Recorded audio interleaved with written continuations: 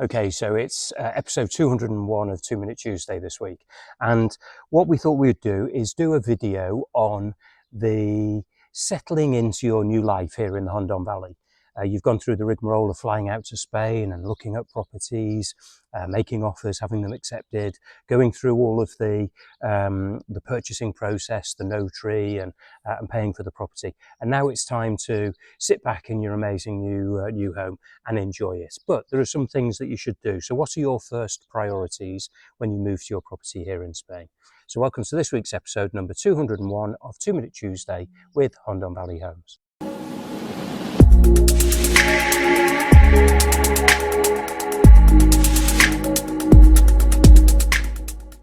Okay, so the first thing that you should do, if you intend to come and live here in Spain, i.e. it's not a holiday home, you're going to come and live here, is you need to register as a resident.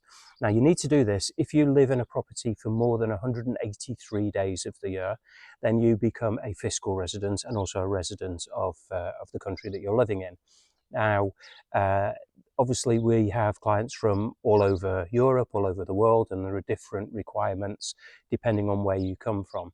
So if you're a EU citizen, you can register as a resident, and it's a fairly simple process because you're still within the EU. If you're not an EU resident, so for example, if you're British, then it could be that you will need a visa.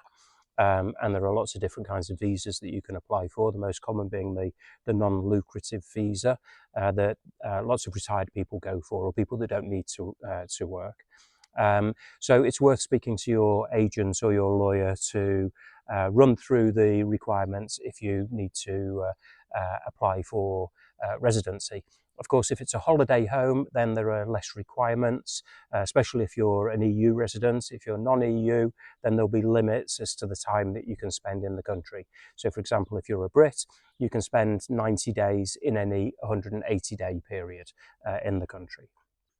Okay, so next up we've got utilities. Now, it should be taken for granted that your lawyer or your gestor, as part of the conveyancing process, will automatically connect your bank accounts to the utilities of water, gas and electricity. I say should, so make sure that they have done this for you. However, things like maybe TV or internet would be your responsibility, because generally that's a private contract with the supplier. So the supplier will need copies of your maybe your NI number, your bank account number, in order to connect you. So keep those at hand. Again, speak to your local agents or your neighbours and ask them who the best supplier is. So, for example, where we are here on La Montañosa in Hondon, we have, I think, 4 different suppliers of fibre optic internet. And so you get the choice. So again, it's some people will have ultra high speed, which is going to be slightly more expensive, or if you don't need it, you can have, I don't know, 500 megabytes or 300 megabytes for slightly less cost. So number 2 was setting up utilities. Number 3 is registering with the local town hall on what's commonly called the padron. And this is a register of people who live in the houses. So again, if it's a holiday home, you don't need to go on the padron, but if you're going to live here full time, then you need to register with the town hall. So that's a case of making an appointment with the town hall, going in with your passport or your ID card, your NIE certificate, a copy of your deeds, and then you'll be registered on the padron. And this will assist you with things like medical entitlement. It will help you if you need to register for schools. You may even need to be on the padron in order to purchase a car from the car dealer. So this is something that's quite important to do. Also, it means that the more people that register on the padron, the more money can be brought into the town or the village where you live. So the local municipality are very keen for you to register on the padron. Number 4, we've got, again, if you're entitled to it, it's registering for healthcare and getting what's called a SIP card, SIP. So if you are entitled to healthcare, then it's a case that you need to register in order to do that. So again, speak with your local town hall, go to the medical centre and find out what they have. But again, it depends whether there is a reciprocal health agreement between the government of your home country and Spain. So again, go online and find out what documents you may need in order to register for healthcare. And again, for the healthcare, you're going to need the padron. Now, number 5, I also briefly mentioned that with the padron, we'll be registering for a car. Now, if you're bringing your own vehicle with you, then it's a case that you may need to register and change the matriculation, the number plate on the car. In order to get the vehicle onto Spanish number plates, the car will have to go through what here is called an extended ITV, which is like an MOT, but they take all the data from the car and put it through a technical inspection so that they can register it here on the Spanish system. And so you'll need to do that with your car. I don't know why the camera keeps wandering, it's hot. Number 6, I've got sort of meeting the community and learning some Spanish.